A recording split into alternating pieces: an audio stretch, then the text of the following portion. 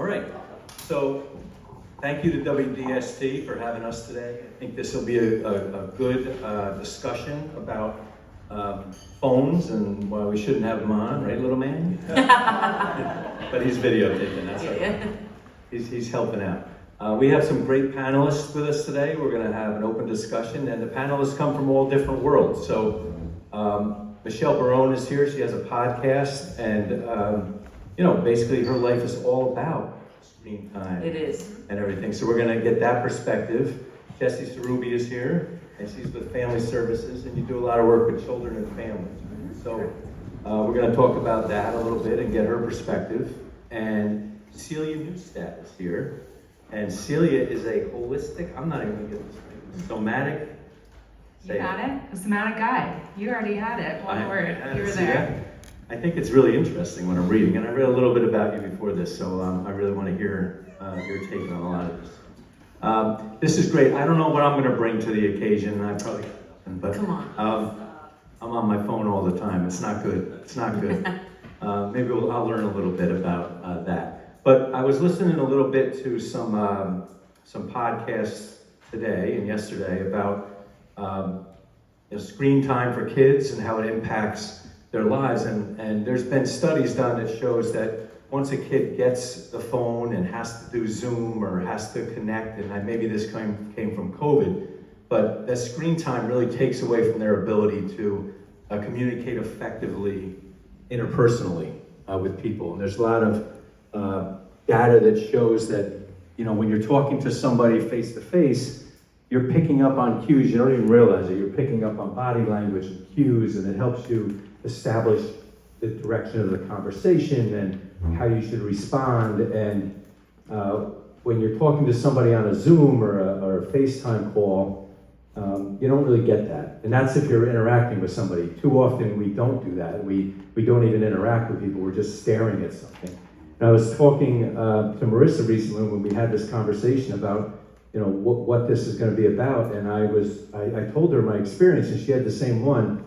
My son has a dog, and the dog stays at our house sometimes, and I'm sitting in the living room, and my wife's in a chair, and I'm on a couch, and we're looking at the TV, but we're really not looking at the TV, because I'm looking at my phone, she's looking at her phone, and the dog is literally like, trying to lift my hand off the phone and get my attention. And if a dog is going to do that, then imagine a kid, just kind of giving up and not even, after a while, he's shaking his head, giving up and saying this thing. I do it all the time. Thanks. So let's just have a conversation and talk about this. I'll start with Michelle. I don't know your thoughts on any of what I just said, or if you want to. Michelle is utilizing social media in a big way. So really, her whole career and life and direction right now is all about social media, and she wants people to look at that TikTok and the Instagram and the Facebook and all that stuff, and it builds her brand, and she takes it to certain ways. So I'm sure you have mixed feelings a little bit. You want everybody to look at your you want hits, or you want contacts, views, or whatever, views, or whatever they're called. But at the same time, you got to know that interpersonal contact is probably better.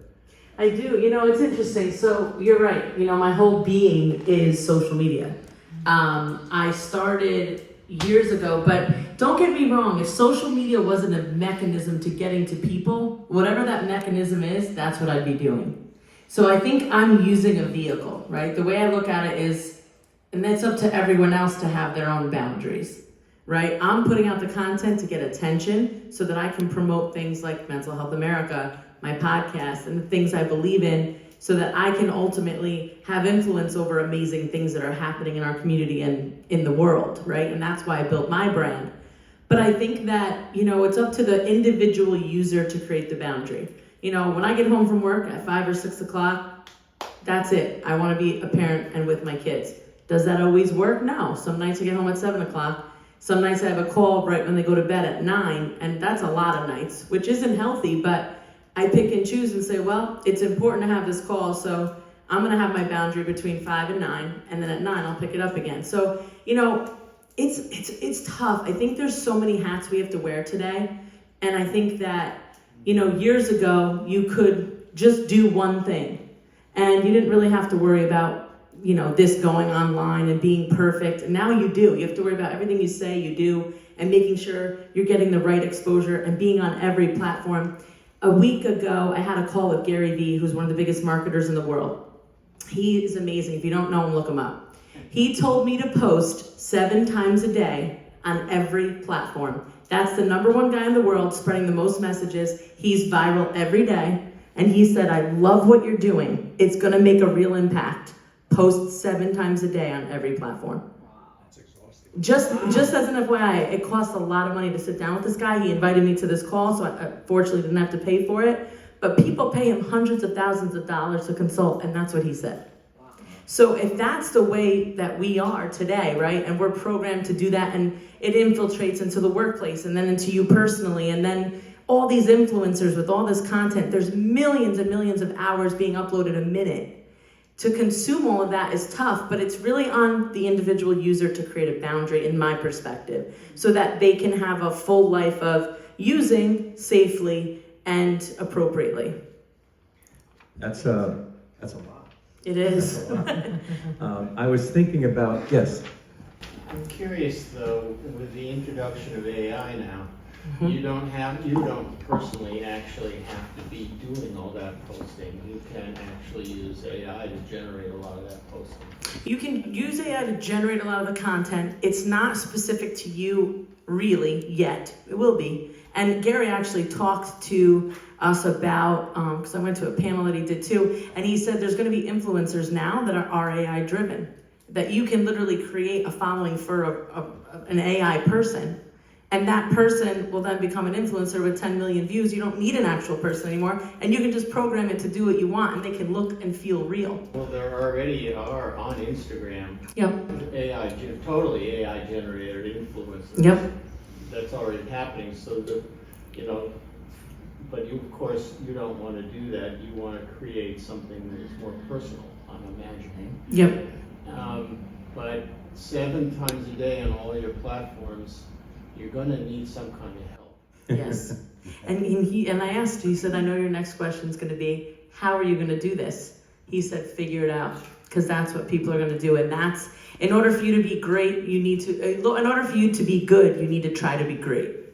She has a whole entourage of I do. We're trying, we're working on it. But that's what you need, and it's a whole attention game, right? It's what are you going to do to get attention, to get the word out about what you do in a positive way? Because I'm not, if I wanted to do something for attention, there's a lot of things you could do, but I want to do this in a positive way, and in a way that's going to make an impact on the world, that's going to spread awareness for things that really matter to me and to a lot of others, and things that people need to hear to better themselves. Michelle and I have known each other a long time, and this new endeavor she's involved in, I was really interested because what she does is she has this podcast and she interviews other influencers, people in the social media world, and she interviews them, and I was watching them, and it turned out like almost every discussion, she's had 100 of these so far. Yep. She celebrated 100 episodes. Yes. Almost every discussion led to mental health and addiction and what happened in their lives. So she found that she was influencing that conversation and starting that conversation without even realizing that was going to happen. So that's why MHA wanted to sponsor her event. And now, so the word influencer is pretty interesting because you're influencing in whatever way. People influence in negative ways and people influence in positive ways. And I really do believe that what she's doing is a very positive thing. And she's going to be trying to highlight MHA and highlight getting help and highlight getting rid of the stigma. And so that's why I've embraced that. Influencing can also be in a negative way. I heard the other day, it was very interesting. And I just got back, well, that's a different story, but in Ireland, apparently Pakistan, I want to say it was Pakistan, put a social media post out that said there was going to be a Halloween parade in Dublin. It was one post that they put out, and I don't know the motivation behind it, but I'd like to think it's not something nefarious, but it could be. But they put it out there. It got spread by a bunch of different people, and on Halloween night, 50 to 100,000 people showed up to watch this parade, but there was no parade. There was no parade. They just put it out there and influenced all of that to happen. It's a little scary. It is. And then, then you have, we just had an election, and I'm really doing some deep soul searching, trying to figure out for myself. Like, I have to admit that I'm one of those people that had a real problem with the outcome of it. It's not what I wanted. And I have my firm belief, and I don't know how much I've been influenced to think a certain way. I'd like to believe I know I'm right. But more than half the population clearly thinks I'm wrong and they're right. So that's really, and that's all coming from social media. And if you go on these, the algorithms for TikTok, Facebook, Instagram, if I watch something for more than a certain amount of time, all of a sudden I'm going to start getting fed the same stuff over and over again. And it certainly, fills your head with what it's influencing you to believe a certain way. So I don't know, it's very strange. I have family members who are very intelligent doctors, lawyers, totally think that, that totally opposite point of view that I had regarding the election. And I respect them, and I part of me is like, how can I respect? I don't get it, but clearly I'm influenced as well. So, I don't know how much you can believe in this world anymore. You're seeing this stuff, and how much is it really true and not. That's why I like this Red podcast that she has. That's real, it's true, it's not AI generated. I hear your point. Yet? No, it won't be. It won't be. She's going to do it herself the whole time. But let me go to Jesse. So, Jesse, are you hearing what are you experiencing? You and Jesse's with Family Services, a great organization that serves both Ulster and Dutchess County, and maybe more, I'm not sure. But they have many clinics and they have many services that work with families and children and adults. And I'm just wondering what you're hearing. Are you having discussions internally about how social media and screen time gets in the way from family time and positive social interactions? We really do, actually, and personally, I do as well, right? I have a lot of these discussions. I think with any human-created issue, it's not simple, it's not all one thing, it's not all another thing, there's no quick solution, or no serious identifiable problem or solution. With social media and device usage, obviously there's incredible benefits, right? We do have access to information, we can make connections. There's people I wouldn't have seen in 30 years if it wasn't for the ability to be connected with them on social media, on FaceTime now and then. It's really important to me that I'm able to maintain friendships around the world and to get information. Young people, I have a 19 and a 22-year-old young women, and they are so aware of issues around the world in this immediate way that I just lived in ignorance, just not knowing about what was going on the ground in real people's lives, not just in the news. And of course, and that's an amazing thing for them, and it can be really overwhelming and intense, and misinformation is designed to spread quite literally like a virus. It's actually designed to spread in that way. And we know that, in fact, this morning, Scientific American, I get my daily little brief from Scientific American because I love science and facts and data and that stuff. And it actually had a whole piece on misinformation and how we can actually study the effects of misinformation by looking at epidemiological models, which is really fascinating. And I thought it was really, I'm just looking for an opportunity to bring that up today. You did. Here I am. Anyways, I love it. So we know that there's, that it's a complex issue. It's nothing is all good, all bad. Boundaries are obviously important. What I worry about and think about is, yes, the effect on family time and the effect on young people because their developing brains are not yet equipped with that prefrontal frontal cortex to be able to make the decisions that adults are able to make. They can try and they can know things intellectually, but emotionally and behaviorally, they're not always, they don't always merge up in the line.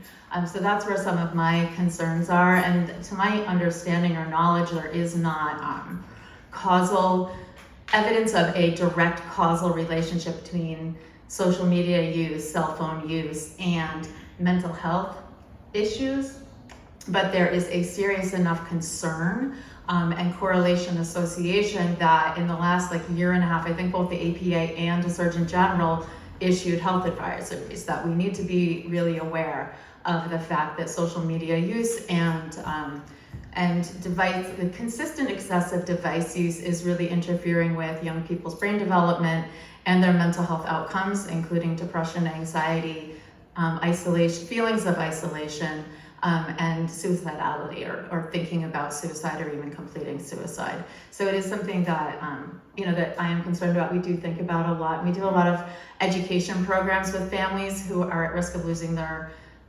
children due to neglect or abuse, and this is not always an issue. That's not usually the reason why they're going to be losing their children. But if you read any positive youth development and family curriculum, really paying attention and being present with family members and with young people is a really important part of it. And so I think we just need to be really careful as we raise our children. What do we model? What kind of boundaries, or how do we educate them? How do we speak to them about the risks and how to stay healthy? There's obviously ways to mediate that, or ways to prevent some of the negative outcomes that can occur, but it is important that we pay attention and that we are present with each other as much as possible, because that presence is one of the things that actually, that face-to-face presence, conversations like this even, are one of those things that actually is protective against the negative outcomes of social media use, and I should say excessive, not like a little bit here and there. It's really about the heavy usage that I think is known to be problematic. You know what's interesting? I saw a video the other day that said, if you wake up and you go on your phone, that's the first thing you do before you get out of bed, you probably have a problem. If you go to bed and the last thing you do is check social media, you probably have a problem. If you're on your lunch break and you grab your phone, if you grab your phone more than 10 times a day, right? 10 times a day, I'm like, I grab my phone 100 times a day. I'm like, I have a serious problem. And what does that do to your mental health, right? Because you're comparing so much, right? You're comparing your life with these other people's lives. And then think about a child doing that. A child comparing their shoes, their parents, their lifestyle. My kids don't have phones yet. My son's 9, and I want to wait as long as possible, even though it is my world. I feel like they don't need a phone. I know where he is at all times, and that'd be the only reason he needs a phone. He does have an iPad, but I limit it to 2 hours a week. I mean, it's very minimal, because I do want to spend time. I do want to be present. Where I struggle is making sure I'm off my phone. So I have to create those boundaries. But yeah, exactly. The modeling is tougher, I think, for parents, because you get caught up. I know that what is clear is that social media use at bedtime really interferes with sleep. So we do know that for children and for adults, not just social media, device use, and I read myself to sleep a lot, and it's on my phone, which has been horrible for my eyes, and it's a terrible idea, but it's so convenient. Yep. It's just so convenient, whether it's an audiobook or a lookbook on my phone, and so I'm looking at that screen and falling asleep to it, and it hits me in the face, and that's when I know I actually have to put it aside, but that we know. And one thing that is known is that device use and social media use does stimulate the reward center of the brain, and that therefore there are definitely certain neurotransmitters getting dopamine and their whole reward center getting overstimulated, which makes it, maybe it's debatable whether it's an addiction, but there can be some level of withdrawal from not using your device, and specifically social media, because those rewards, those likes, those followers, those comments, is incredibly rewarding for people. I'm going to jump over to Celia Yes. in a second, but I assess people for substance use disorder on a regular basis, and I think about the questions that You didn't introduce yourself. Sorry. Tell us who you are, Andy. My name is Andrew O'Grady. I'm with Mental Health America of Dutchess County. I assess people for substance use disorder, and when I look at the various areas in their life that are impacted by substance use, that's how I come to a conclusion with them, whether or not it's an issue for them. And you can ask those questions, every one of those questions, and relate it to anything that we do too much. So too much screen time. Are you replacing screen time or substance use disorder, finding, using, recovering from substances? Are you using screen time in place of something more socially rewarding? Are you using screen time more than you wanted to and expected to? Are you using screen time to a higher degree? You want to stop, but you can't. So all these questions that you ask of substance use, you can ask of screen time as well. And I also think about, now that social media is there, everybody's staring at that, but the video games are the same thing. I mean, Exactly. are you stunting your social growth because you're staring at a screen? But Celia, not yeah. Cecilia, Celia. You got it. Yeah. What are your thoughts? I'm sorry I didn't get to you quicker. No, perfect. I can just really piggyback on what Jess is saying and talk a little bit about what social media does to our nervous system. So I'm a somatic experiencing practitioner, so I work a lot with the natural ebb and flow of the nervous system. So a healthy nervous system goes like this, like a bell curve, just like this, okay?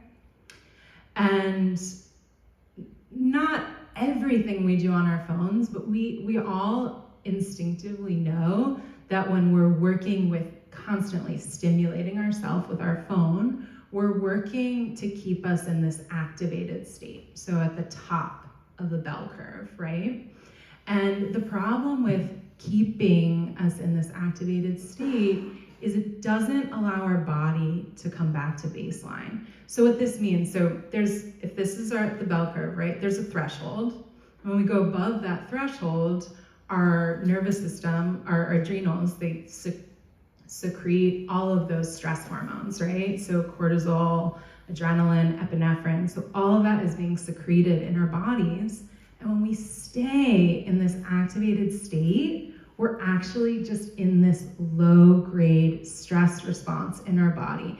And we have tons of studies that show the impact of staying in a stress-related state. Like, we know how detrimental it is to our systems, to our bodies, to our core systems, right? So our ability to breathe, to digest, to reproduce, to just all of the automatic systems in our body, all of them are dampened when our stress hormones are pumping. So just our normal ability to really automatically be human, that is really tamped down when we're in an activated state all the time. And so, do you want me to talk a little bit about some suggestions for coming back to a regulated state? I don't want to jump forward. Please. No, what you described is what people experience PTSD. I mean, when you're in a high elevated stress, state of anxiety for a prolonged period of time, that's when PTSD. Exactly. So same type of. Yeah. So that PTSD state, that dissociative freeze state, right? That's the activated state. So I'm using that model to talk about this. So what I want to say about the nervous system is, yes, we have this pull inside of us towards more activation. There's a part of us that's just like, serotonin, yes, we love it. But equally, we do have a pull to deactivate. And one of the things we can use to kind of picture is our pets, right? So our pets are really good examples of deactivating. So whenever my dog has a little stressful moment, she just shakes her whole body. Just shakes it off, right? And it's this motion that's just releasing the energy that her body just made from the stress responses, right? So releases it. And our bodies, our human bodies, they want to do the same thing. We just need to give them the space to do it. And like Jess said, that does involve accessing our prefrontal cortex, which is like, in a way, a hindrance to our natural ability, but also it helps us decide. So my simplest recommendation, I have many, but my simplest recommendation because it has to be relatable, possible, you know, is when you feel the urge to reach for your cell phone, which like we all do, when you feel that urge to take one breath. That's the suggestion.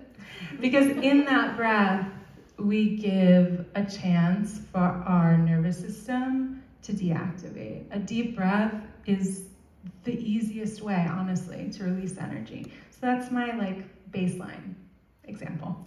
We need to hang out more. We can. You wouldn't know what to do with me. I love a challenge. I work with everyone who talk therapy hasn't helped. Those are my people. Let's go. No, that's fantastic. I'm listening to you and I'm thinking of Jesse and I'm thinking of myself, and we work in these systems that are set up where it's, you know, the therapist and the psychiatrist. And we have that, and we try to branch out, we try to be as creative as possible, but we certainly don't have enough of that in our practices. Yeah, and one of the things I do actually is teach therapists so that they can incorporate somatic practices into their work, because everything I do, everyone can do it. You know, it's not like only I have the wisdom, but we can all do it. All powerful. That's right. Therapists certainly need it. If you can't leave what you're hearing all day long at the office, you know, it's burnout time. They probably could use your skill set and wisdom, I'm sure. How do you make, you know, positive statements, or how do you tell somebody, you know, that you should probably find some boundaries between you and your device? Because, you know, I'm sitting here witnessing it and like, am I invisible? Well, like any conversation that could go bad, turn into an argument. Sure. The best time to have that conversation is when there is no argument. And just, you know, try to say, hey, can we have a conversation without being accusatory or anything like that. I think every family should, I don't take my own advice, but I think every family should really have a conversation and say, listen, we're gonna have game night, or we're gonna have this, or we're gonna have dinner together with no cell phone. We're gonna have, you have to carve out that time. It's sad that you have to carve out that time.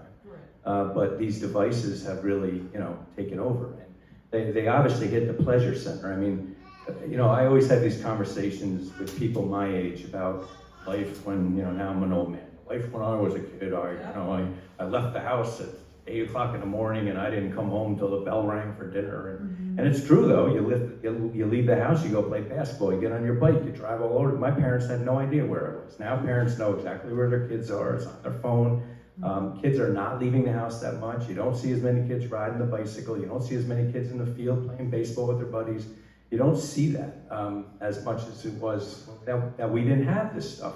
So obviously, you know, we found something to do, and it was that. Is that better or not? I don't know. I mean, Jesse brought up a good point. You know, I had to go to the library and look up the Dewey Decimal System to figure something out. And it took forever. Now you can get an answer to literally anything in 5 seconds on your phone. It's incredible. So the positives are certainly there, but and is it better for a kid to ride their bike all day and get out in the fresh air? Probably.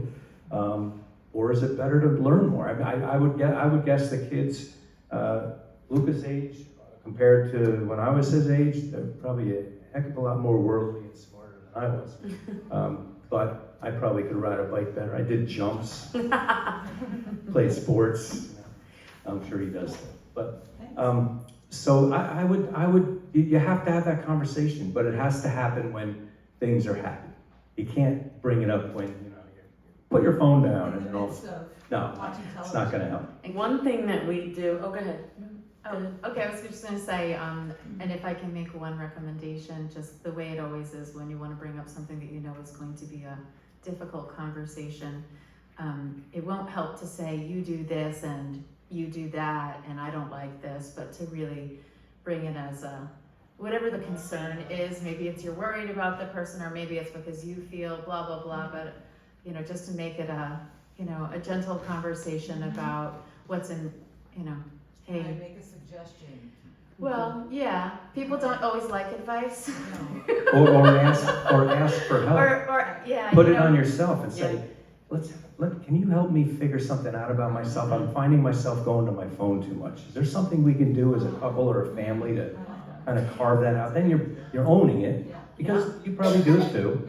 You're owning it, and now you're asking the person to help you. People love to think they're more helpful than, you know. That's a great way to and put it's it. always okay to say how you feel, right? Like, you know, when you're on the phone while we're eating dinner, I feel like we're not actually together, or whatever it is. I feel like I could just walk away, whatever it is, like without making it confrontational. It's always okay to say this, you know, I just feel it's so impersonal, and, you know, is there something we could do that would work for you? Like, can we come up with something that works for both of us, you know, and make it a kind of a compromise, because, you know, you might get a little more Right. Understood. response. I just want to share one thing we do at our house. We have Sunday meetings. Luke has been to many of them. And every Sunday meeting, we have no judgment, and we talk for an hour about all the things we could have that were awesome for the week. Everyone goes around and says something they did that was great, and then something that we could improve on. And that's helped us with a family dynamic. That's just, we're always happy, because week to week we fix things that could be better. And it's just a really easy way. Go ahead, Luca. Tell him what I want so bad. He wants a dog. I mean, that comes up in every Sunday meeting. Just One day. Someday. But those meetings help because just one. Those meetings help because they're not confrontational. Sometimes they get a little elevated because the week was hard. Yeah. And sometimes the week's been awesome, so they're shorter and not as heavy. Sure. But it's a good time for us to all get out, no judgment, and we come up with an agenda, just like a meeting at work, and we all have our talking points, and we do it until we're done. Oh, that's great. So it really does work well for us, and because there's no like 2 weeks going by of something being awkward, it just gets it out there, and we move forward. It's really good. It's a good idea. Yeah. What do you think of that, Celia? I think it sounds amazing. I think that having what I would call that a container. So you've set a container and there are boundaries, guidelines that you all agree to. I think it's really beautiful. My family's version, we try to have some time on a dock near where we live when we get home, and that's a ritual that breaks up the work day from the home day, brings us in presence, all of the devices back at the house. I think that a lot of what has been said is that if you want to see a behavior change, you have to be the one to invite into something, a difference. Like, you have to be the one to say, you know, I want to invite you into this other experience together. Because to just say, no, not this, you know, I know I'm a stubborn person. If someone tells me not to do something, I'm gonna do it. So, you know, inviting is a really nice way to go. I like that. It's a good question. Anybody else? What about you, Jesse? Any thoughts on what somebody could do, a family could do? In general, I think it's really important to have real uninterrupted time together. Like, I know when I was growing up, you couldn't even read at the table. There was no books, there was no crossword puzzle, even homework had to go away. And then when we had mobile phones, we weren't allowed to bring the mobile phones to the table, and that was a big deal. And in my home, it's always been a kind of, we didn't have to have the conversation, because I think my partner and I were raised kind of the same way. But I think that it would have been a really important conversation to have, that we also wouldn't have phones at the table. And I go to restaurants and I see people sitting with each other at the restaurants, and sometimes they're both on their phone, but what breaks my heart is when one person's on their phone and the other person is just sitting there all by themselves. Right. And it seems sad to me, you know, and I don't mean to pass judgment. People have different needs and they might be totally fine with it. But because that's how I was raised, then, you know, that's my feeling. But having open communication about it with kids. I think that there has to be really open communication about it. A lot of parents and kids can have a lot of conflict about device use and social media use, and so it's really important that that there's two-way communication and some compromising and kind of educating each other on the benefits and the risks and coming up with a plan that works together. Otherwise, I think you end up having young people who lie and hide their usage and their whereabouts and stuff like that from their parents. And what we really want is to have a lot of trust between parents and young people, you know, not just that parents can trust the young people, but the young people can trust that they can come to the parents when they need help. And so I think that that's a really important part of dealing with social media in a family, is being able to have the conversations about it with everyone, with young people, and setting some boundaries. But I think we have to be in tune to our kids, and if our kids are in the room alone, even if they're playing video games or if they're on their phone or if they're on their computer, what are they experiencing? And if you can have an open conversation about that, that's why your idea is fantastic. I mean, just sit down and have that meeting every Sunday. Yep. Talk about it. I'm sure that kind of conversation would come out of a meeting like that. Oh yeah, we've talked about everything, and it does get sticky, right? It's not always easy, but I think the conversation too, like my kids go on a phone, a lot of their friends have phones. They know it's not happening right now. And I'm a very tech savvy, social forward I'm probably the most social forward person around. I live on there, my team does too. And you know, there are times where I take breaks, and I don't use as much as I post. So not that that's okay, but it is a justification in a sense, because again, I'm kind of putting the word out there because I know that the people are living there, right? I'm putting the message out to the crowd, but I don't use as much. I don't scroll all day long. I don't have time to do that stuff. But I do look to see what's trending so I can be relatable, you know, and do those kinds of things. But for my kids, you know, I have them in sports as much as possible. Not even saying that's the right answer either, because sometimes you can do too much of that. And I see a lot of that with parents too, where they're like, no devices, and their kids are playing 5 hours a day. That's a lot too. So I think there's a balance in all of it, you know, a few days of sports, a couple hours a week with technology that's supervised. You know, I do agree with you. I think that there was a time before this, it was all about video games. Before that, it was TV. And before that, it was something else, you know? This is an evolution. And I think that social media too, like I do think that kids that are the bullies are now being stopped quicker. I'm noticing in the school districts, they're on top of it. And the parents don't want their children to be that way. Most responsible parents, and there's always not always parent supervision. So that too, but it's all about who you associate with. The one great thing is you can block the person, you can disconnect from them. The parent, you know, if it really depends on who you hang out with and the crowd you're with, and you know, having the same values. I think that's helped my kids too. I have a kind of a tight knit circle, and we all have the same beliefs. No phones yet. You know, we're gonna do it together. It's gonna be supervised. They play sports together. It's a very tight circle, and we all have the same way that we feel is best. So I think whether it's that or something different for you and your kids, like having that circle to bounce ideas off of is healthy as well. But navigating technology is difficult. It is, and I think you're never gonna know everything. And I think you got to do the best you can, but you don't know everything about school either, or sports, or what they feel. You just do the best you can, be in constant communication, keep a consistent meeting or doc session, or however you communicate amongst your family. You know, and do that with your partner too, because it's important to have those same views. You hit on that. You know, a lot of times my husband and I go to the meeting with the similar view because we want to communicate one thing to the kids.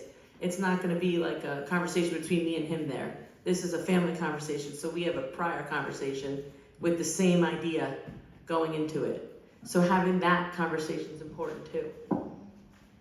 My daughter's a teacher, 8th grade middle school teacher, and oh really? Oh, and she told me that it was during her first year last year, and there was a fight outside the classroom. It's 2 girls, and they're really going at it, and she was always told, don't break up the fight because you're not tenured yet, you don't want to get hurt or get in trouble and whatever, but she had to because these kids are going at it. Anyway, She pulls them apart, and the kids that got in a fight got in trouble and they got suspended. But you know who she called in? She pulled in the other kids that were watching the fight, and she sat them all down, and she laid into them because they were videotaping the whole thing, and they were using the videotape, and they were posting it. That's the stuff that that's just as damaging. And I was really proud of her because she really laid into those kids, the ones that weren't involved. And she said, you know, what you did, it warrants a suspension just as much as the people that were fighting. And, you know, it's not, I was proud of her, but that's another aspect of social media. It's your phone and how it could be bad.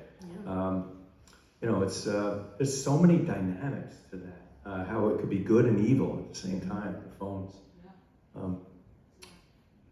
Celia, any other thoughts? I love your calm demeanor. I need more of you, Celia. Please. You're about to get more of me right now.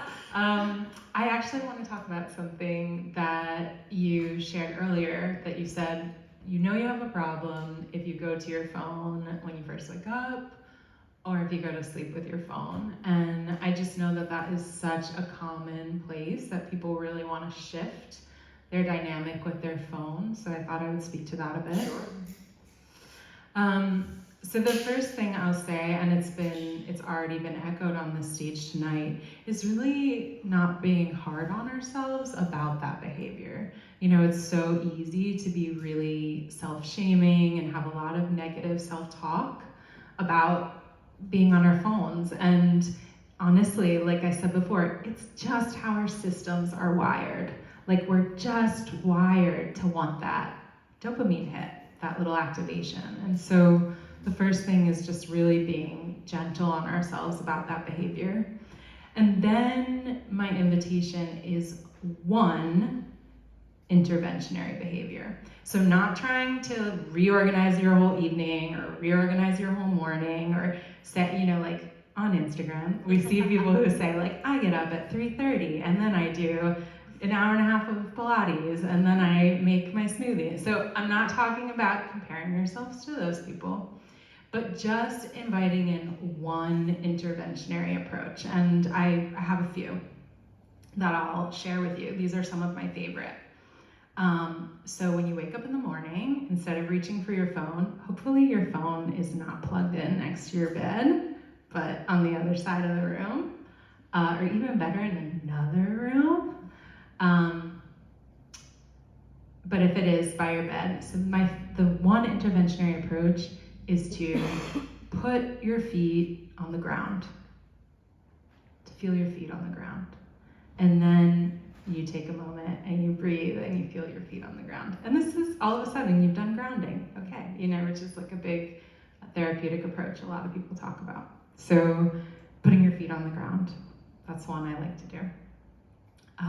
The other is just getting up and going outside and looking at the sky and just taking in the sky and where we are before you look at your phone. Right? Simple enough. I feel like, yeah, it's possible.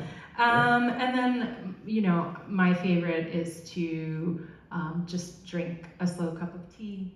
And we can talk about how coffee is connected to that activated state. So coffee first thing in the morning is, brings up that activation. So any of these interventions between phone and waking up, or between going to bed and phone, can really, really make all the difference between letting us feel empowered in our life. Really, that's what it's about. It's like feeling like the power is outside of us, like something outside of us controls our actions, controls our energies, versus feeling like the power is inside of us and flows through us.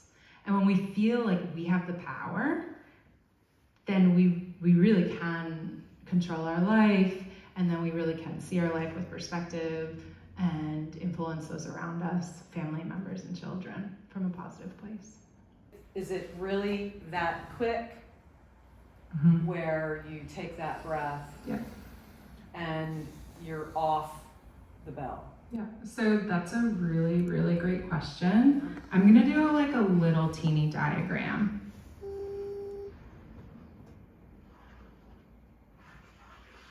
Okay, so this is a little diagram of an infinity symbol. And so this is the vortex that keeps us in an activated state, and this is us going back towards a calm state, okay? So your question is so good. When we go around this activated state and we have an out breath, do we immediately come back into this place of deactivation? So this is showing you that there's a pull towards more activation, right? A pull in, but there's also a pull in the opposite direction to deactivation. And so the key is that the out breath leads to another out breath. And so what I like to do when I'm practicing with myself, I have my out breath and then I ask myself, and then what do I notice? Look, you just had an out breath as I'm talking. Amazing. So then I would ask you, and then what do you notice? I feel better. And then I would say, and then what else do you notice in your body? And you might notice, okay, then you notice you start having sensation in your feet maybe, or maybe you start feeling your fingers a little bit, or maybe a yawn comes, or a fart, or a burp, because those are all, that's like our digestion coming back online after being in an activated state. So those are all signs of release. I always tell people farts, burps, are always so welcome in my office. People are like, are you sure? I'm like, uh-huh, yep, uh-huh. So that question is so good. So it's not sometimes that just the out breath brings us all the way back, but it can start the vortex in the other direction and start that cycle. Yeah, accelerated, your breath is shallow and your awareness is pulled into your core. You're probably not feeling your limbs. You might have tension in the jaw, constrainment in the chest, right? These are all symptoms of being in one of these fight, flight based responses. Our eyes, our pupils dilate, like our eyes aren't as focused. Which is funny because when we're looking on our phones, of course, we're like super hyper focused and we're not really aware of what's happening in the periphery. So peripheral vision is a good sign that you're in a present state. Okay? And so when we notice, we can use these symptoms to work our way back, right? When we notice any of these things happening, all we have to do is just take a little time away, come back into the body, and allow this energy that has activated to deactivate. And our bodies naturally want to let that happen. We just need to make a little space to do it. So, so I do guided meditation tapes with people. I'll sit and talk with them for 3 or 4 sessions, get a sense of where their happy place is, the relaxation place in their mind, and then I'll make a tape. But that's a 45-minute to an hour-long tape that you listen to. What can somebody do for 10 minutes? Lay on their back on the ground and just be, lights out, just close your eyes and focus on your breathing? Would you suggest that? I mean, because what you're describing is people need to be brought back to that place, but maybe they don't have an hour. Maybe they just have themselves, and what can they do? And it really is about finding the right path for yourself.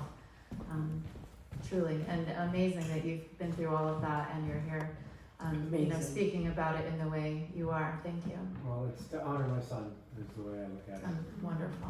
Yes. What I've come to realize is that even what works one moment doesn't work the next moment. Mm-hmm. And the fact that we don't want to talk about these things because they're uncomfortable and they may make somebody else uncomfortable, that's not the right approach either. I attempted my own life, and thankfully I'm still here. My purpose is to give back and show that you can be in a place where you want to die in that moment, and then be in a place where you are living a life of love and passion and fulfillment and and so that doesn't have to be the end all be all. I was just blessed that my journey didn't stop. I've started talking out about it, and it's like a ripple effect now, because I stopped living in shame, and that has started to heal me. I also was on a ton of medicine. I'm on no medicine. I found a creative outlet in music, and I'm trying to pay it forward, and I try and share different tips and tricks of what works, because again, what works for me today may not work for me tomorrow. So if I can share 15 different things that I've tried, it might help you in that one moment, and that's enough to just change your mindset and move upon your day and move a muscle, change your mindset, like all of that. So we have to stop living in this world of shame and fear. And I did the therapy route when I was sick and depressed, and it's kind of interesting because I've gone through, and now I've done some like non-traditional approaches, like I've gone through timeline techniques where I've gone through and cleared some of my trauma. I still have more trauma in my body that I'm just working through now, all these years later. But what I found is when I was in talk therapy, it wasn't working for me, because by the time you get to talk therapy, when you are suffering, you are so far traumatized by whatever it is that you're just continuing in that trauma loop of talking about it, and just keeps that cycle going, and you don't get back to that safe space of, okay, I'm okay. I actually see a therapist now, and I'm in a healthy state of mind, and now that therapy is working for me, because I have a few things I need to talk about. But I'm seeing the same therapist now that I saw when I was sick and depressed, whether it was family therapy, individual therapy, relational therapy. I did it all with the same therapist, and I loved her, but it was not working for me at all. And here now I'm seeing that same therapist, and she's like, holy crap, like look how you've changed since I've seen you. And now all that talk therapy helps. But I had to go through an entire journey to get to the place where now that can be of help. I'm spending a shit ton of money on my mental health. I'm not even kidding you, like $600 to walk into a neuropathic doctor to figure out I still have trauma in me that I've not healed. I'm working through it on the social or the mind, body, and soul journey. So like, man, what am I going to bring to the table now once I actually feel fully healthy? Too many people wait too long, and that's not your case, but this is the messaging that we always give on radio and other places, that people wait too long, they suffer unnecessarily, and then when, to your point, when they finally pick up the phone and figure out who to call to get an appointment, they're told you can have an appointment in 3 weeks, but by that point, they're in crisis. They waited until they were in crisis, and that's unfortunate, and if anything could change in this world, I would hope that people, when they're feeling healthy, that they access that care, because then they can stay healthy. They wait too long and they suffer unnecessarily. And there's so many different options that people can try, and that's why these conversations are so great. And we've heard so many different options. And we got away from the social media a little, but not really, because this is what social media, and this is what screen time, and this is what not being connected to your family, not being connected to your partner, being isolated. You know, we always talk about being isolated and being alone, and how COVID impacted us because we were stuck in our houses and we're not allowed to be around anybody. But sometimes we're isolated and alone, and we're surrounded by people in our house, but everybody's, you know, looking at their phone and not communicating. That's why the family meetings are a great idea. Putting the phone down, having a conversation with somebody when things are not a little stressful, owning it, starting a conversation by saying, hey, can you help me? We talked about a lot of great ideas here, and that's why these are great. So thank you for doing that. Thank you. Does anybody else have anything they want to say if they haven't said anything, or ask a question? One of the other ones is good is journaling. So because when you're doing that, you're telling your story, you're putting your story into paper, you know, so there's that idea of you're actually moving whatever it is that you could be bothering you or whatever it is. So it's also another great medium to do that. And of course, you get to a certain point, to read that to somebody creates a whole different level. And again, you know, with the social media and the idea of these devices, it makes all that stuff so much easier. You got the spell check there. You don't have to so much worry about your penmanship and what was I writing there and stuff. Well, there's a lot of people on social media that get fed into my feed, maybe because I watched a few, but people who have had experiences like you guys have had, and they're just sharing. They're just sharing for 30 seconds or a minute, and it's not like a 45-minute conversation. It's just a share, or they put in words, journal in words, how they're feeling at the moment, and that's just as healing. Deep affirmations. Yeah. I like deep affirmations because they're great ways they're kind of good ways to start the day as well. If you can't get off your device, to maybe at least give yourself those positive starts of the day. I mean, some of them are actually pretty funny if you ever can. Use it for something that helps you. That helps basically. you, give Yeah. you that to shrug it off. I mean, I know there's that one guy that starts off, and he starts swearing. It's pretty hysterical, and it's not a bad way to start your morning with some, inspiration and laughter, or is always two good ways. Dancing is a good one And too. dancing is In another one of my 3 hospitalizations, I actually found a loophole. This is how I was working. I'm trying to kill myself here, and I find a loophole of medication that I was on that I had actually taken myself off of, but I found a way to get my practitioner to get me into a rehab center in Florida, the state of Florida, and I actually took the pill just so that they took the blood work and it was in my system, but it was this pill that I was supposed to be coming off of with my doctor. And in a rehab center, that is the actual time that I felt that I got the most learning out of the 3 hospitalizations, because they made us get up at 5 a.m. We had a dance party. They're like, if you can dance, not being on drugs or alcohol, you are really learning how to live life, without the substance.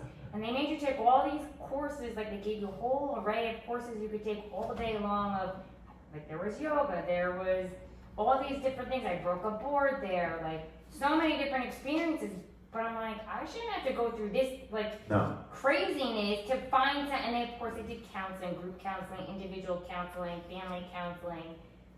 But dancing really changed, and I do it every morning. And I say my affirmations while I'm dancing Great. in the I like that morning. too.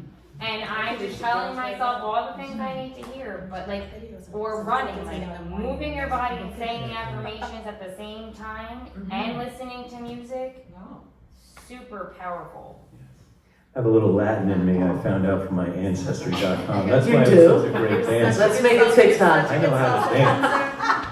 I'm ready. I'm a horrible dancer. I think we should make it TikTok. I don't think I got any of those. Yes, genes healthy. related to dance. Dance it out. Yeah, dance it out. How you doing? Well, I want to thank our guests today. I really appreciate you guys coming along, and I hope you found this interesting, educational, entertaining, and we really appreciate everybody that's watched. Thanks. Thanks for coming out. Thank you so much.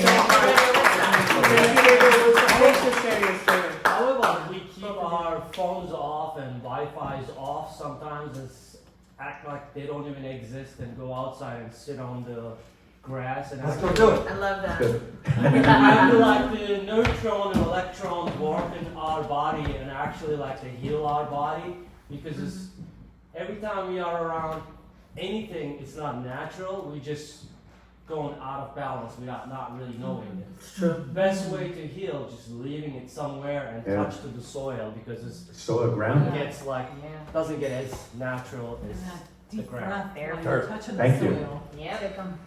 There you go. Thank you, everybody. Thank you for having us, Andrew. Thanks, Radio Woodstock. Thank you. You said all the